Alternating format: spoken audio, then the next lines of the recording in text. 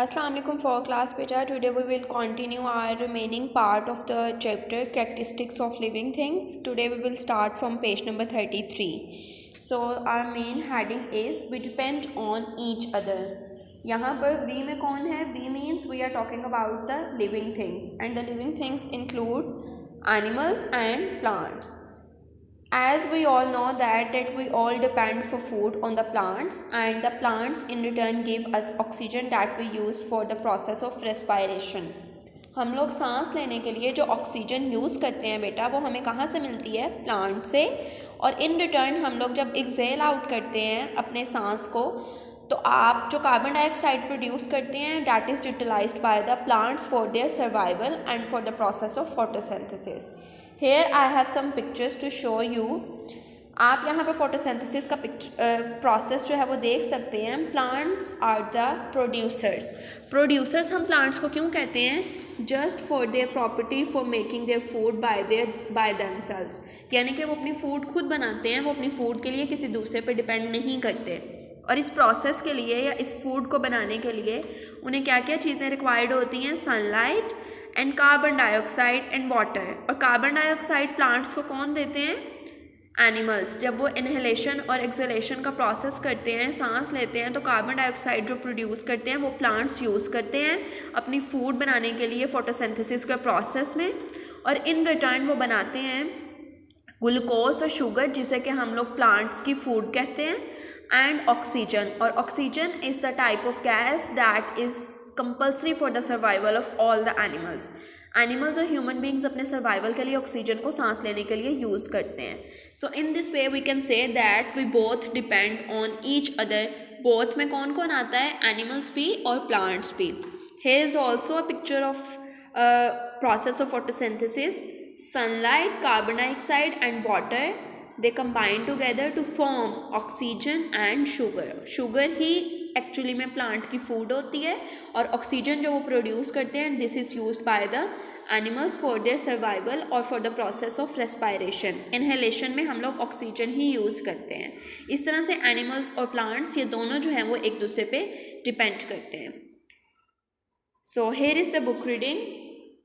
All living things need air, water, food, minerals, light and warmth. Animals and plants depend on each other for life. Plants provide humans and other animals with the food. They also produce the oxygen that we breathe in. Humans and other animals take in oxygen and breathe out carbon dioxide. Carbon dioxide is needed by plants to make food. Animals also provide plants with manure. Manure means animals का waste होता है ना जो हम लोग बेटा as a fertilisers use करते हैं उसे कहते हैं manure. In this way plants give something and receive something in return.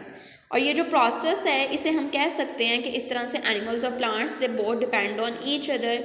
I am repeating the concept again that we use the oxygen that is provided us by the plants जो हमें plants provide करते हैं. In return, we give carbon dioxide to the plants that plants use for their food preparation in the process of photosynthesis.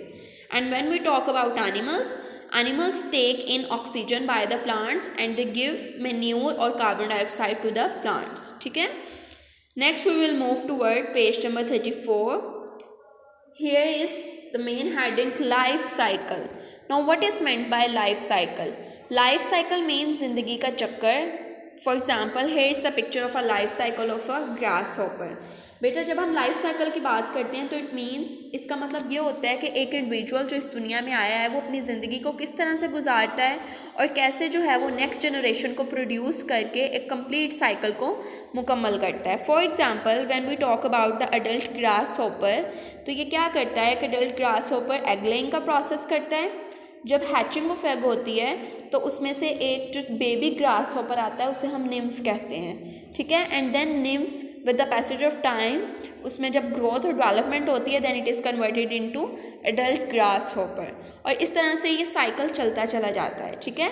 इस पूरे complete cycle को हम लोग कहते हैं ज़िंदगी का चक्कर या फिर लाइफ साइकिल.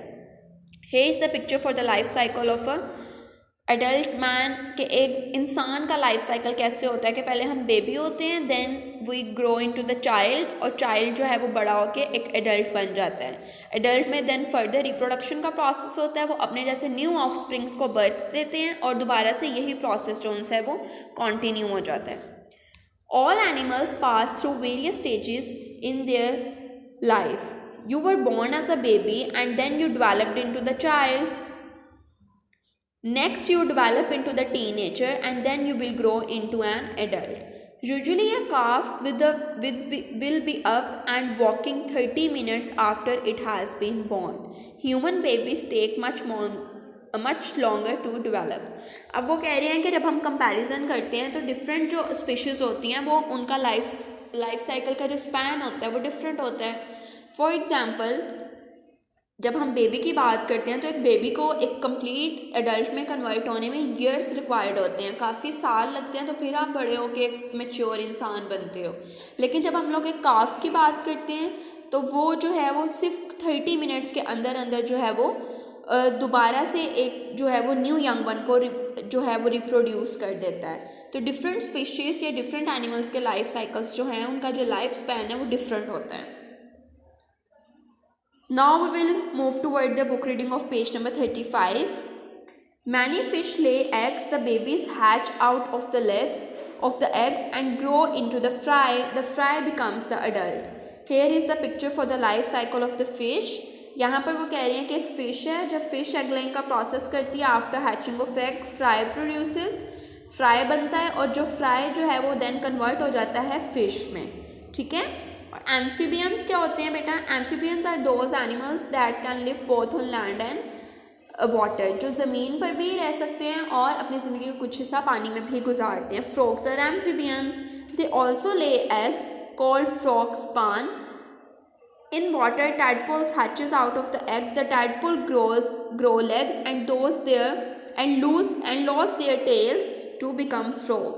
अब वो कह रहे हैं कि जो adult frog का एक लाइफ साइकिल है उसमें क्या होता है, फ्रॉग के लाइफ साइकिल में कि एक एडल्ट फ्रॉग होता है, वो एग लेइंग का प्रोसेस करता है। फ्रॉग के एग्स को हम लोग स्पॉन भी कहते हैं, ये दूसरा नाम है फ्रॉग्स के एग्स का। ठीक है।